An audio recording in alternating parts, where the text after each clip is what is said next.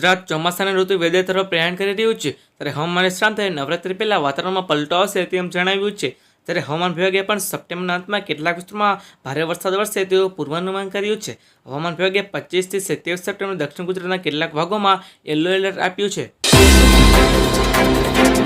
હાલ રાજ્યમાં વરસાદી વેરા વચ્ચે તાપમાન વધારો જોવા મળી રહ્યો છે.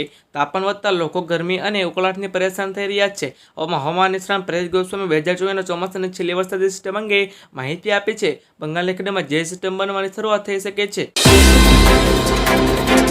ચોમાસું વેદિયાત તરફ છે, ત્યારે બીજી બાજુ બંગાળની ખાડીમાં સિસ્ટમ સક્રિય થઈ રહી છે.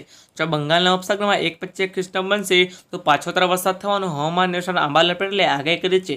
એક પછી એક બની રહેલી સિસ્ટમને કારણે વાતાવરણ પર અસર થશે, જેના કારણે શિયાળાની શરૂઆતમાં જ ગાત્રો થઈ જવાથી ઠંડી પડશે. સામાન્ય રીતે ગુજરાતમાં ડિસેમ્બર અને જાન્યુઆરીથી વધુ ઠંડી પડતી હોય છે. આ વખતે 3 ડિસેમ્બરથી ઠંડીની શક્યતા રહેશે.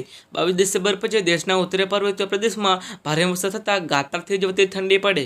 જાન્યુઆરી મહિના આખરી ઠંડી રહેશે અને લઘુત્તમ તાપમાન 5 ડિગ્રી જેટલું થઈ જવાની શક્યતાઓ રહેશે. દાહોદના તોરણી પ્રાથમિક શાળામાં 6 વર્ષની બાળકીની મોત મામલે ચોંકાવનારો ખુલાસો થયો છે. હવસખોર આચાર્ય ગોવિંદ નટી બાળકીની હત્યા કર્યાના તપાસ ખટપોસ્ટ થયા છે. વાત એવી છે કે હવારની શિક્ષકે શારીરિક ભૂખ સંતોષ માટે 6 વર્ષની બાળકીને હવસનો શિકાર બનાવી હતી. બાદ તેણે માસૂમને મોતને ઘાટ ઉતારી હતી.